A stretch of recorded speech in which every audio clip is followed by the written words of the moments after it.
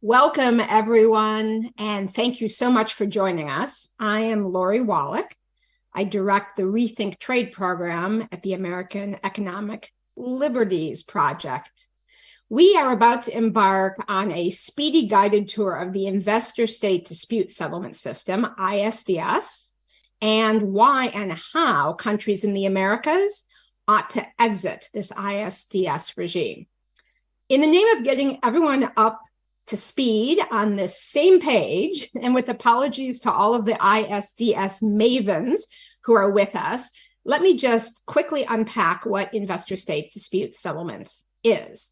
ISDS grants foreign investors and corporations new substantive rights and privileges, often including rights that aren't available in domestic law, and empowers them to sue governments outside of government's domestic court systems, but in front of tribunals of 3 private sector attorneys who serve on these ad hoc tribunals. And these lawyers can award the corporations unlimited sums to be paid in compensation. All that the foreign corporations have to do is convince the lawyers that an environmental law or a safety regulation violates their special investor rights granted in what are now hundreds of ISDS-enforced agreements. These ad hoc tribunals are not subject to outside appeal. A lot of the tribunalists rotate between suing governments for corporations and deciding cases. So very strong structural conflict of interest. And there is no limit on the amount of compensation to be paid by a country's taxpayers that they can order be paid over to corporations when policies change, when democracy happens. As you're going to hear, the results of this system of ISDS have been extremely damaging. And not surprisingly, a variety of countries are starting to exit this ISDS regime, which was one of the tools of the height of hyperglobalization, of neoliberalism. So next week provides an excellent opportunity for countries in the Americas to launch a unified exit from the IS regime. And the reason why is on November 3rd, President Biden is hosting a summit of the Americas Partnership for Economic Prosperity, APEP. It's an initiative that involves 12 countries in the Americas. Those countries are Barbados, Canada, Chile, Colombia, Costa Rica, Dominican Republic, Ecuador, Mexico, Panama, Peru, Uruguay, and the United States. And the APEP's purpose, the idea of this get-together, is to pursue inclusive human rights-based approach to economic policy, to address climate change, mitigation, adaptation, resilience, and promote clean energy alternatives, to improve access to health and public services, and to encourage private sector investment that meets environmental, social, and governance criteria. So to fulfill that vision and those goals, the participating countries must dismantle ISDS. And across the Americas, there's actually a growing interest in doing so. So given the APEP provides such an auspicious opportunity, Rethink Trade joined forces with the Columbia Center on Sustainable Investment and Georgetown Law's Center for the Advancement of the Rule of Law in Latin America and the Center on Inclusive Trade and Development to create a detailed roadmap for the international and domestic legal pathways that can deliver an ISDS exit for the Americas. There are some tricky legal questions you're going to hear. Given that we have 1 hour together, we're going to start with a fireside chat style discussion with Professor Joe Stiglitz. We're going to have the authors unpack a little bit of what's in the report and what the answers are to these mysterious questions.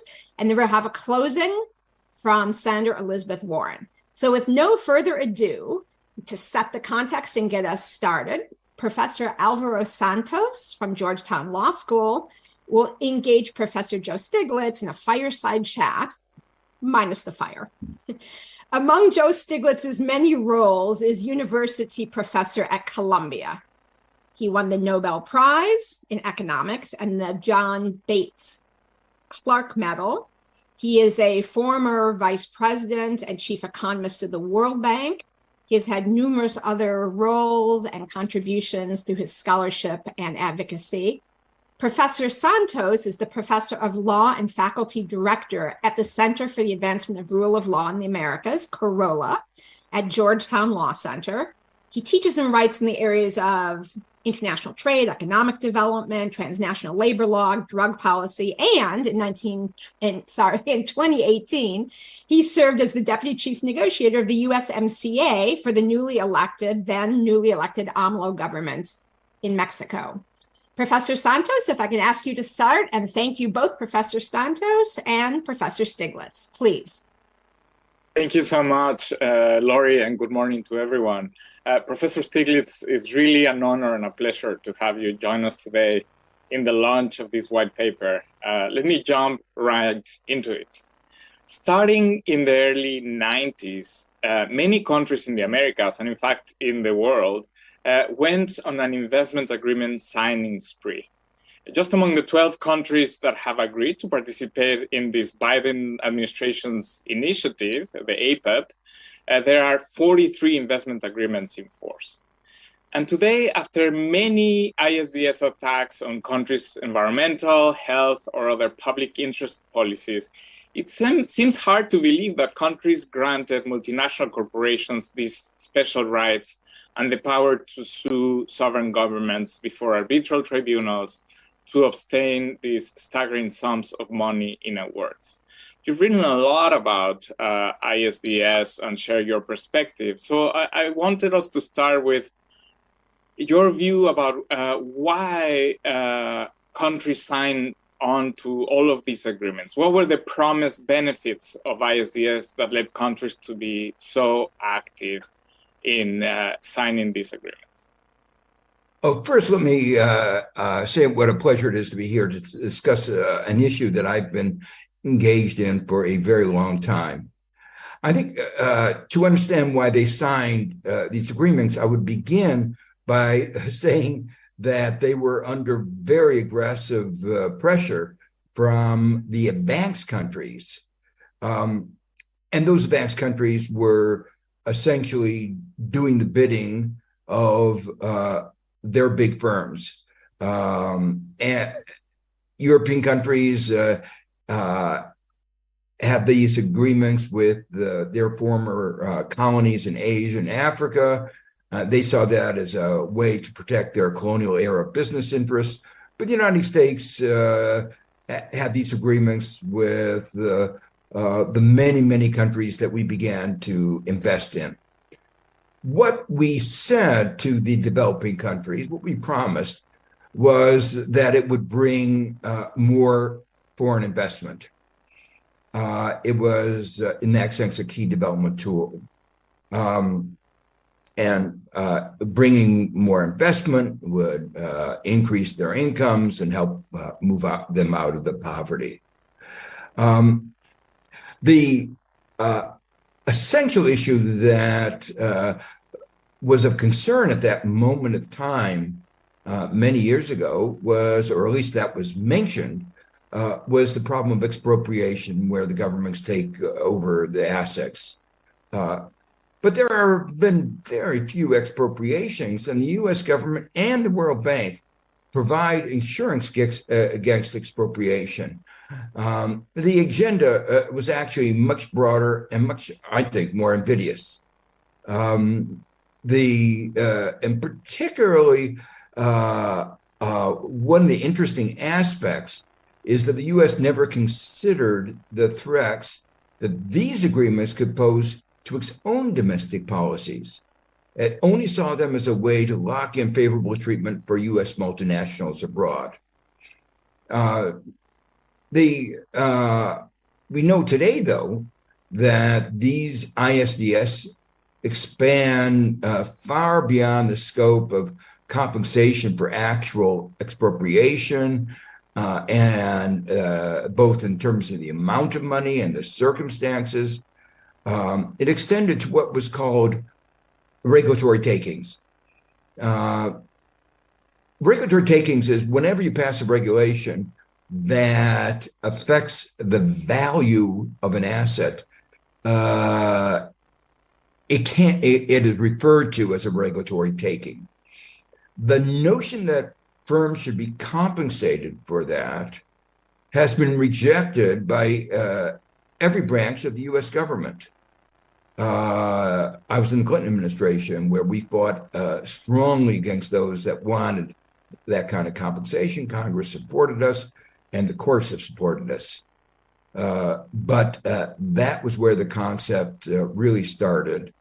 The interesting thing is that the ISDS provision in NAFTA, Chapter 11, was never discussed. I was in the Clinton administration when NAFTA was ratified. We never had a meeting about the implications of Chapter 11 for the United States. In fact, if we had really had a discussion, it would never have been accepted because we were fighting a battle against regulatory takings.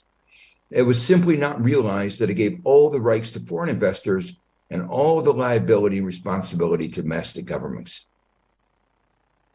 So let me pick up on something that you said, which is what countries believed that ISDS could do, whether it was pressured or imposed by rich countries or self-willingly adopted by developing countries, this powerful idea that it was a development tool, that ISDS could bring foreign direct investment. So after 30 years of this regime, have those expectations been achieved? What's your assessment? The short answer is no. The promise of ISDS was that FDI, foreign direct investment, would flood in, didn't materialize. There are econometric studies showing there's no strong evidence on that. There are case studies that reinforce the econometrics. Countries that had numerous ISDS agreements did not get more FDI than those who didn't. Same thing if you look across sectors. Countries like Brazil had study FDI, didn't sign these kinds of agreements for good reason. Countries that pulled out of ISDS agreements didn't suffer. And the ISDS may be particularly irrelevant in an age of nearshoring and supply chain regionalization, irrelevant for the purpose of attracting investment, but very relevant for what it does for what countries can do, for instance, for responding to climate change. Thank you. I was going to say, while it didn't bring in more investment, the range of consequences of these, which were, as I said before, not realized in 1992-94 when NAFTA began, has just expanded enormously. Not a surprise. Lori talked about the inadequacies of the dispute resolution process in the hands of lawyers who are paid by the corporations. They've taken advantage of that to force countries to pay enormous amounts, far greater than the investment that they put in. They have to be compensated for the loss of investor return expectations, which is a totally made-up concept. And so what we're seeing is that ISDS suits are not about, for the most part, not about expropriation. They're about a range of things that go to environmental regulation, public health measures, financial stability rules, green energy and climate policies, taxes, anything that can go into cut into corporate profits. They can challenge labor laws like minimum wages. Anything that affects profits can be a subject of suit, which means almost everything. And let me just emphasize something, the asymmetry. If government does something that enhances profits from what was expected when the firm entered, there's no way of government recovering. And the amounts are very, very large. For instance, Italy had to pay $200 million to a British corporation for its decision to ban offshore oil drilling as part of its climate agenda.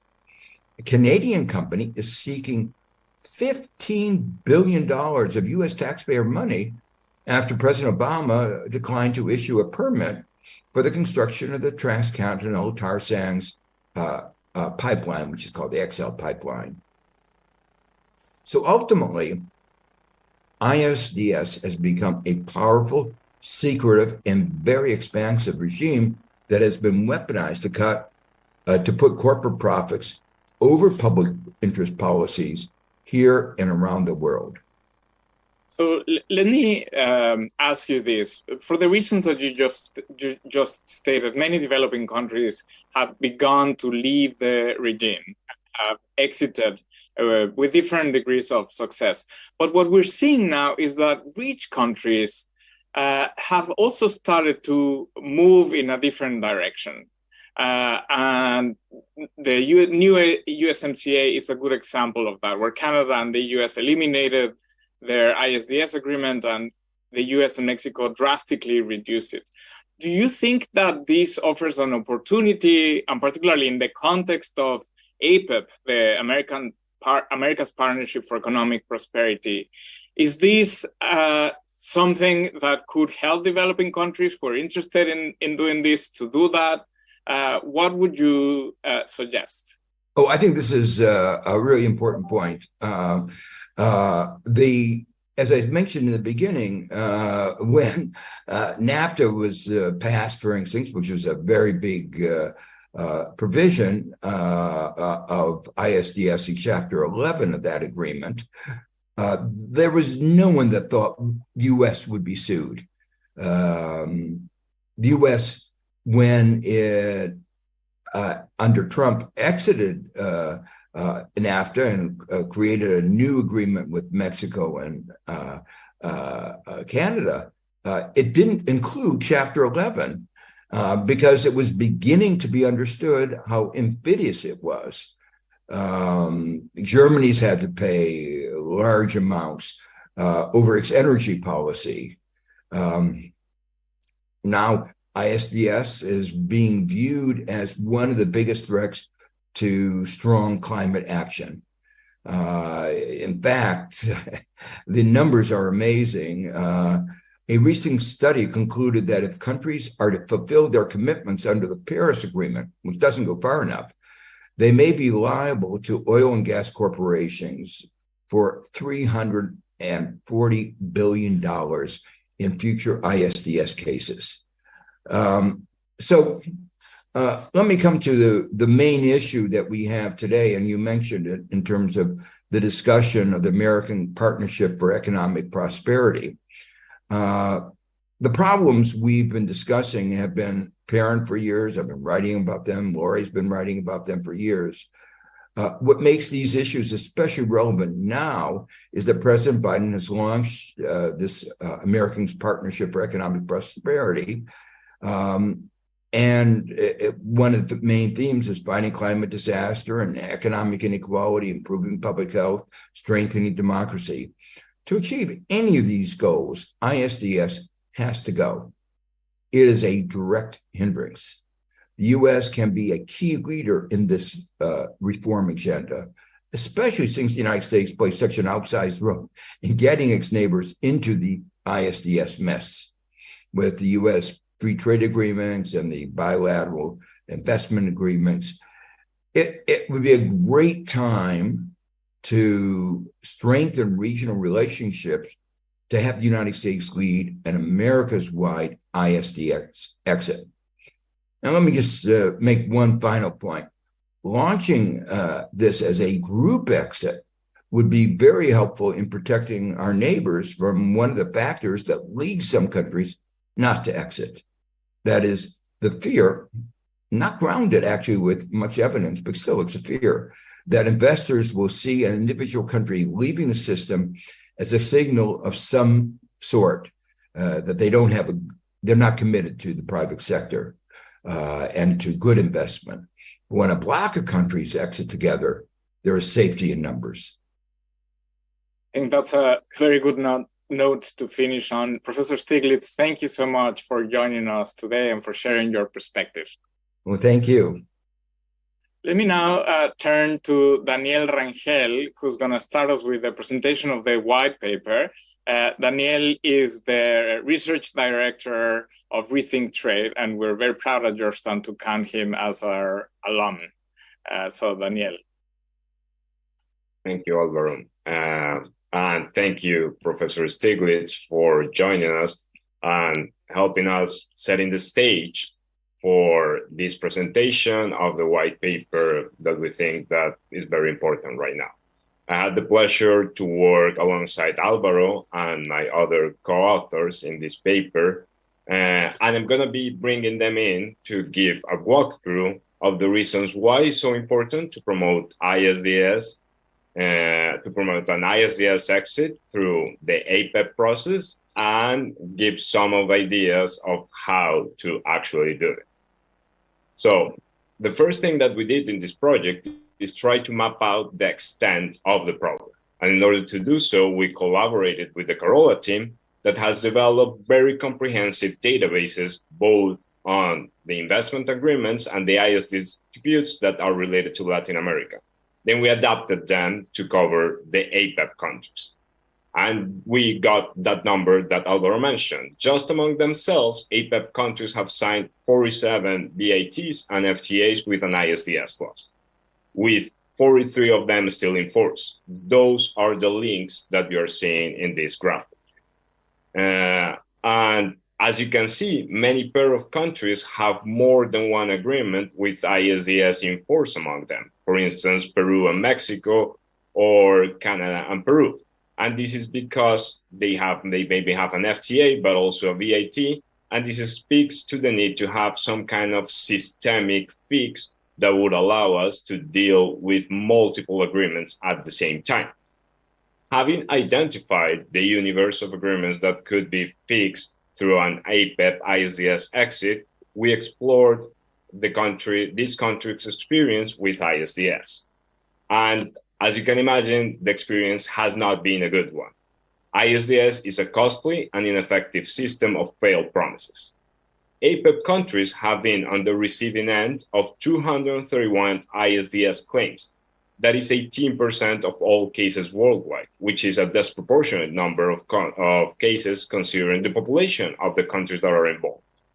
They have already been ordered to pay or agreed to pay in settlements extracted by corporations a sum equivalent to $2.7 billion. What is more concerning is that there are 73 pending disputes. And in those disputes, investors are seeking close to 47 billion in compensation. So to put that number into perspective, 47 billion is equivalent to 17 times Ecuador's entire national health budget for 2021. Is equal to half of Colombia's current national budget and is equivalent to 13% of the Inflation Reduction Act's budget that was authorized by the US Congress last year for the entire next decade. Of course, these exorbitant demands affect the fiscal stability of a country. ISDS claims represent a contingent liability for governments that affect their capacity to carry out investments or spend in public procurement. For instance, Colombia received its first ISDS claim in 2016. 3 additional corporations filed claims that year. The total value that they were asking for was $19 billion. That figure was nearly half the Colombian government's spending on goods and services for that same year. So in that year, the Colombian government was put in a position of having to decide on whether to reduce the procurement of goods like medicines and school supplies, or do investments and plan ahead for potential ISDS losses, or don't reduce it and risk future financial stability. And the issue is that the odds of winning these cases are actually not good. APEP countries have prevailed on the merits on less than 1/3 of the ISDS cases that they have faced. Corporations have won ISDS disputes or extracted settlements in 42% of the cases, and one quarter of the cases have ended with a tribunal's ruling dismissing the case for jurisdictional issues, such as the investor couldn't prove that they actually had done an investment in the country that they were challenging, or cases in which you have an ultra-wealthy individual that's ceasing having more than one passport to sue their own home country. And I think that the most important finding that we had in our report what is shown in this graphic, because this graphic shows the claims, the rules that investors include in their ISDS complaints against APEP countries. And as you can see here, investors have invoked fair and equitable treatment twice as much as national treatment, that basically non-discrimination obligations in their cases against APEP countries. So fair and equitable treatment is a very elastic standard that, among other things, has been interpreted to protect legitimate expectations of an investor, which basically means banning countries from making regulatory changes that could affect those expectations.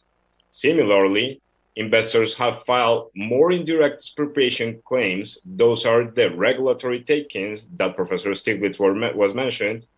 They have filed 5 times more of those claims than direct expropriation cases. So that shows that investors rarely resort to ISDS to get compensation for government takings or expropriations, but it's much more about using this kind of vague, open-ended protections like fair and equitable treatment or bans against regulatory takings to challenge environmental regulations, financial stability measures, and public health policies. And I think that this is the perfect transition for me to bring Mario Osorio into the conversation. Mario is a senior fellow at Georgetown Center on Inclusive Trade and Development. And I would like for Mario to give us a little bit more background on some of these challenges and some of the more outlandish cases that we have studied, and also how we have been seeing that some countries are starting to exit in the system.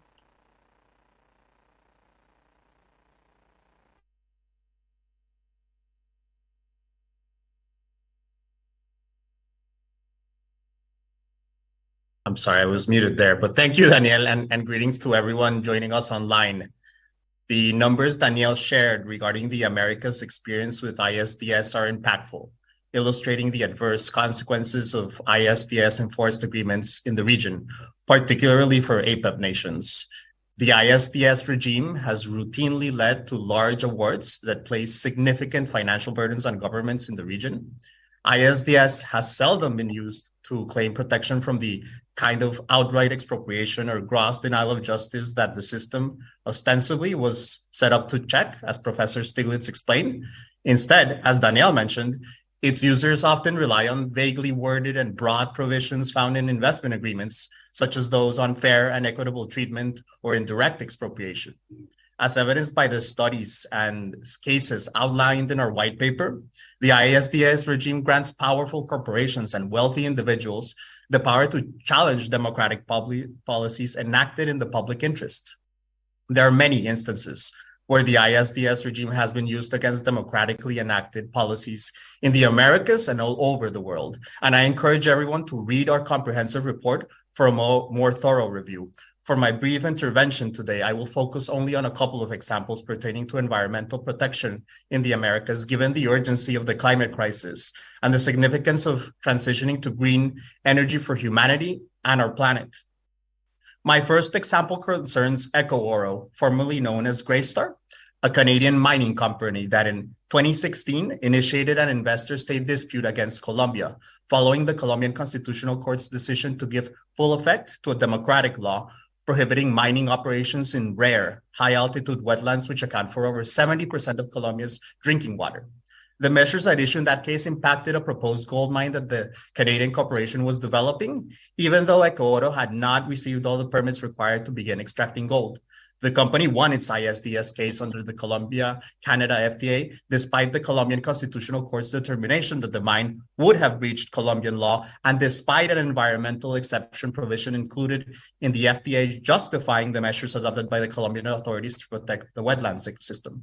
My second example, touched upon by Professor Stiglitz, involves the Keystone XL project, a proposed pipeline designed to transport crude oil from Alberta, Canada, through more than 1,000 U.S. rivers, streams, lakes, and wetlands, ultimately reaching the Gulf Coast. The project encountered strong opposition from indigenous communities, farmers, and ranchers residing in or near the pipeline's path, along with environmental and health experts and organizations. These challenges prompted the Obama administration to deny TC Energy, then TransCanada, a prominent North American energy infrastructure operator, the permit to construct the pipeline.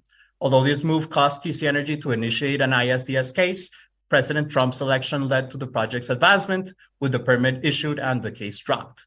However, on his first day in office, President Biden revoked the permit, citing inconsistency with the administration's climate imperatives. Consequently, TC Energy abandoned the project and reinstated its ISDS claims. These illustrations underscore the ISDS bias against democratic decision-making, which frequently involves independent action across branches of government and political bargaining. They also reinforce Danielle's earlier point about the staggering scale of the claims, with the Colombian case amounting to 700 million and the Keystone example to 15 billion, representing the largest claim made to date over measures implemented to combat the climate crisis and reduce reliance on fossil fuels in the region. In response to a much longer list of examples of corporate attacks to democratic measures, encompassing not only climate action, but also health regulation and many other policies taken in the public interest, countries have begun to withdraw from the ISDS regime. A global pullback from ISDS is gaining momentum. In the region, Ecuador and Bolivia have abandoned the system, while the US, Canada, and Mexico have effectuated their own unique ISDS exit in the context of the United States-Mexico-Canada agreement. Numerous other countries have taken steps to pull out from ISDS. Outside the America, South Africa took the lead, followed by Indonesia, India, Australia, New Zealand, and more recently, Pakistan, which inaugurated the ISDS system by entering into the first investment agreement with Germany in 1959. EU member states have agreed to end ISDS among themselves following a ruling by the European Court of Justice. Furthermore, many European states have also begun to withdraw from the Energy Charter Treaty, the agreement that corporations most frequently turn to initiate investor-state disputes globally. A series of costly awards impacting policies designed to safeguard the environment and advance a green energy transition, coupled with concerns that corporations would persist in using the treaty to undermine ambitious climate action, have triggered this mass exodus. So the message of our white paper is clear.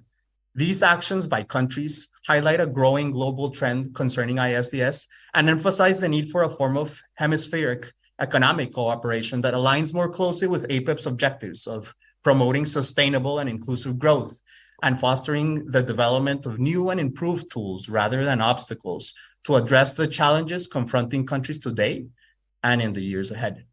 Back to you, Daniel. Thank you, Mario. And I think that the case has been made of why we need an ISDS exit in the Americas. And actually, we know now that a lot of countries are already doing so. Before going to our next speaker, I just want to remind everyone that we're taking questions, so you can drop them in the chat function where you are getting this stream. And now I would like to bring in Ladan Meranvar, who is the senior legal researcher at the Columbia Center on Sustainable Investment, CCSI. Ladan, we need an exit. What are the paths under international economic law to do this exit? Thank you so much, Daniel, Mario, and Professor Stiglitz, and Alvaro, all of you. Thank you. So as you've heard, this is really a crucial moment in international investment policy making. In my opinion, two factors have really converged, calling for a new direction in this space. The first is that it has become increasingly difficult to justify the ISDS mechanism given the costs, as we've heard. And these include, among other factors, its undermining of the role of domestic institutions and courts, the loss of policy space for governments, especially at a time when we're trying to move forward with the energy transition, the financial risks associated with litigation and liability, regulatory chill, et cetera, et cetera. And while concerns about the system have been rising over the past decade or so, there's still no conclusive evidence that ISDS necessarily leads to investment attraction or improved investment outcomes, as Professor Stiglitz pointed out. So it's hard to suffer the cost without really being able to demonstrate the benefits. And for this reason, some governments, as you just heard, even those that have been among the strongest proponents of ISDS, are now changing course. The second factor is that there's a greater awareness of the need to design and implement more effective and efficient policies that will not only maximize the quantity of sustainable investments, but also align them with the country's overarching national and global development goals. So to the extent that countries don't think that their existing investment treaties support their national goals, or that their benefits, if any, are worth their costs, those countries may want to clear the slates, essentially clear the path to create instruments that do meet their and their stakeholders' needs. So in our white paper, we explore 3 options that are available for governments that would like to free themselves from the ongoing liability and policy constraints of their existing investment agreements. We also want to be clear, and again, Professor Stiglitz pointed this out, that for a government that's reconsidering its investment treaties and potentially terminating them, that does not mean that they are anti-investment, anti-foreigner, or anti-international law. Instead, it reflects, or it should reflect, a responsible and reasonable decision that can be taken by conscientious governments seeking to govern effectively and fairly in a manner that aligns with their national goals, including efforts to mitigate the climate crisis. So in terms of the options available, first, there's the option to terminate bilateral investment treaties. Many countries have done so, including EU member states, among others, as Mario has already mentioned. The second option is that to amend free trade agreements by removing the investment chapter and the associated ISDS provision within them. Alternatively, governments can amend to remove only the ISDS provision within these agreements. And then last, treaty parties can withdraw consent to ISDS arbitration from their BITs and FTAs. It's important to note, however, that while options 1 and 2 and 3 are available to governments to exercise on a unilateral basis, there are risks and downfalls to doing it unilaterally. One is that unilateral termination of BITs will leave the survival clause in place for 5 to 20 years, depending on the treaty, which means that that country will have exposure to ISDS claims for a number of years after it has terminated its agreement. There are a number of countries that find themselves in this situation. In the Americas, we have Ecuador and Bolivia, but also there's India, Italy, Indonesia, and so on. And with the unilateral withdrawal of consent to arbitrate option, the effectiveness is questionable because the tribunal may still take jurisdiction on the basis it finds that that government's withdrawal is illegitimate. So instead, all 3 options can be done by mutual consent among contracting parties to an agreement, and that's preferable for the reasons why a unilateral approach really isn't. There's no risk or downside to this approach. It's simply agreeing with your contracting partner to terminate or amend an international agreement, which is allowed both under the Vienna Convention on the law of treaties and under the provisions of the relevant investment agreements. In the case of mutual termination, it's important that the survival clause be neutralized by explicit consent of the parties, which is, again, within the right of the contracting countries to do. And this was recently done in the termination agreement of the intra-EU BITs, where they also neutralized this, the survival clause. And in the case of termination of consent, by consent, it could be done with a replacement of a new treaty or without a replacement. And of course, the most salient example of the former is the renegotiated investment chapter in NAFTA, which is now the USMCA. And among other changes, ISDS was removed between the US and Canada. Now, in terms of how to implement these changes, governments can agree with their contracting partner to bilaterally terminate each of their BITs or to amend to remove the investment chapter of each of their FTAs by mutual consent.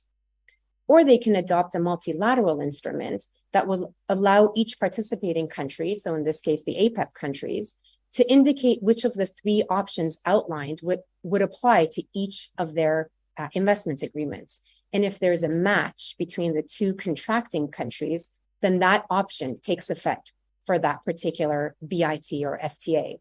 So in this way, countries can effectuate whatever changes they agree to for each of their agreements, one by one.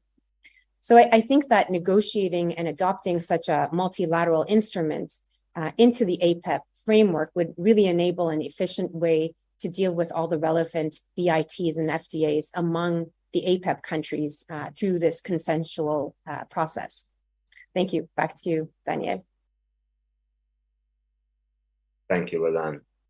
And now that we know the international legal pathways, I want for Lori to bring us back home, and she can explain to us how is this at all possible in the US, considering the political context and also the US legal system. Thank you very much, Danielle. And before diving into the legal question, I do want to set up the US political context, especially for our many international viewers. First slide, please. So this is a quote from then candidate Joe Biden pledging not to include ISDS in his future agreements. And the question a lot of people ask me is, how the heck is it that a leading US presidential candidate could have this position in 2020? And related, why would it be entirely reasonable for APEP to be harnessed for an Americas-wide ISDS exit? i.e., why would it make sense for the United States to facilitate its neighbors getting out of the ISDS mess, given for decades the US was pushing other countries in? Well, let me start with the ending, which is that President Biden wasn't an outlier in taking that no more ISDS position. So NAFTA's inclusion of ISDS began a spread of ISDS in the Americas and really an explosion of ISDS attacks, not just against developing countries' policies, but also against the US and Canada's policies. And there was a series of really outrageous NAFTA ISDS cases that got a lot of attention in the US, which started to build awareness amongst the public of the threats. Case after case after case. The thing is, basically, if you know what ISDS is and you know about the cases, you end up opposing it. So this is only a system that really has popularity when it's secret. And as US opposition built, then the Obama administration tried to expand ISDS exponentially through the Trans-Pacific Partnership and the TTIP, the Transatlantic Trade and Investment Partnership. These were two great big agreements that, frankly, opposition to ISDS was a major part in tanking. So by the time you get to the NAFTA renegotiations starting in 2017, there really was a pretty bipartisan congressional block of support for ending ISDS that was in NAFTA, and state and local officials and their trade associations, which were very Republican dominated, were calling for the end of ISDS, which gets us to Biden's position. So not doing more ISDS is great, but how the hell do we get out of it? Because we've already heard about the flood of ongoing cases. And the slide shows you, those are pictures from TTIP, TPP, the NAFTA ISDS fight. So now how do we get out of the remainder, the legacy ISDS? Well, for the US, it's a little tricky. If I can have the next slide, please. Because of the agreements, there are 6 that the US has ISDS with APEP countries that are free trade agreements, FTAs, and the other ones are BITs, bilateral investment treaties. So the FTAs are what are called congressional executive agreements. Both bodies in Congress pass them by simple majority. The BITs are treaties, the Senate supermajority vote. So the US legal mechanisms to get out of ISDS have to be workable for both of those flavors of agreement. And we heard from Ledan that there are several different international law means to an exit. Obviously, the US domestic exit mechanisms need to connect to those international mechanisms. So to cut to the chase, because we're running a little behind time, I just want to first and foremost urge the lawyers and the policymakers listening today to please read the report, which, just to underscore, is available among other places at rethinktrade.org, www.rethinktrade.org, because there's a detailed legal explanation of this with lots of footnotes. But the short of it is the following. Obviously, you can get out the same way that you got in. So Congress can, just like with USMCA amending NAFTA, Congress can vote. The Senate can do the treaty version on the bits, the bicameral simple majority on the FTAs. You could literally do a vote of Congress and amend those agreements. But given the mix of executive, congressional agreements and treaties, that is a very messy approach. So as we explain in the text with all those footnotes, another legitimate route would be for the executive branch to exercise what is really very broad discretion provided to the executive branch by Congress in the free trade agreements implementing bills with respect to ISDS. You will see the approach and the language on ISDS is much more open-ended with lots of discretion relative to implementation of a lot of other provisions of the FTAs. Similarly, the Supreme Court has been unwilling to outlaw executive branch treaty exits. So having the executive branch take action can work whether you do the multilateral exit or you do a one-by-one exit with sort of the countries of the coalition of the willing countries. And again, please dive in to read more of the details, because there is actually a strong legal argument behind both of those paradigms. Again, the report, rethinktrade.org, www.rethinktrade.org. And with that, back to you, Daniel, for the question and answer. Thank you, Lori. And thank you all for the great number of questions that we have been receiving. We don't have a lot of time, so I'm just going to pick two, and we'll figure out if we are able to pick another one. The first one, and please, whoever wants to jump in and take it, go ahead, is the following one. What is more problematic? Substantive legal standards found in investment agreements or the ISDS dispute resolution mechanism? Furthermore, do the UNCITRAL reform discussions provide a useful path for reform? Is there potential for tribunals like ICSID to reform, or is it the very premise of ISDS so fundamentally flawed that countries should exit the regime entirely?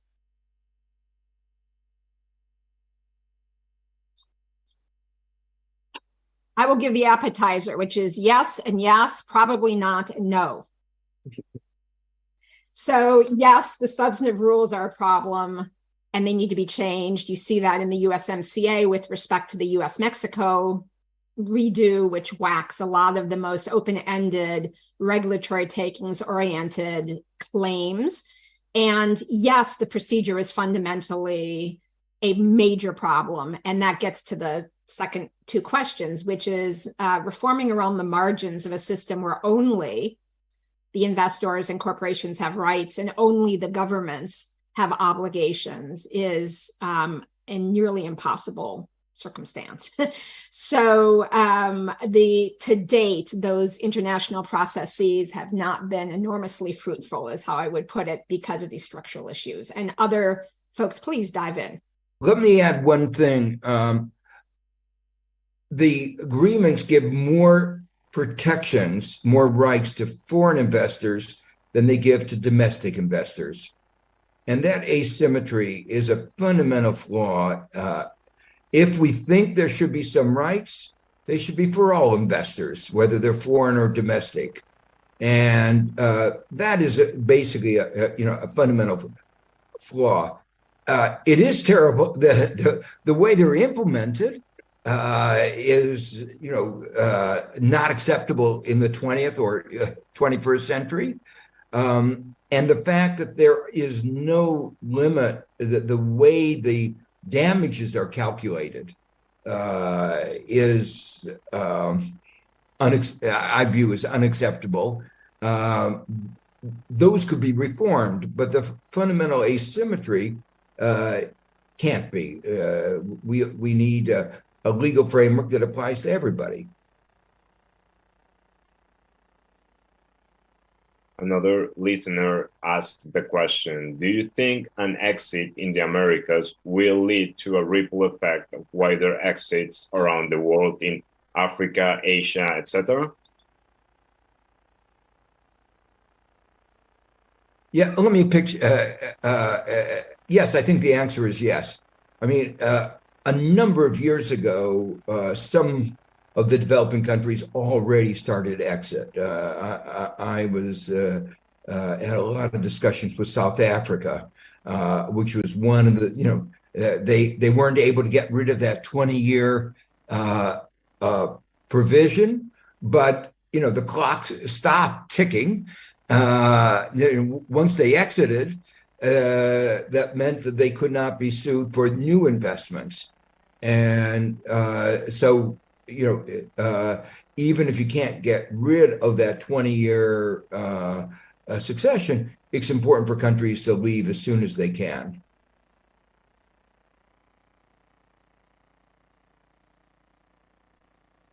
I think that this is a perfect way to continue for our closing remarks. So I want to thank everyone for their participation in this part of the panel.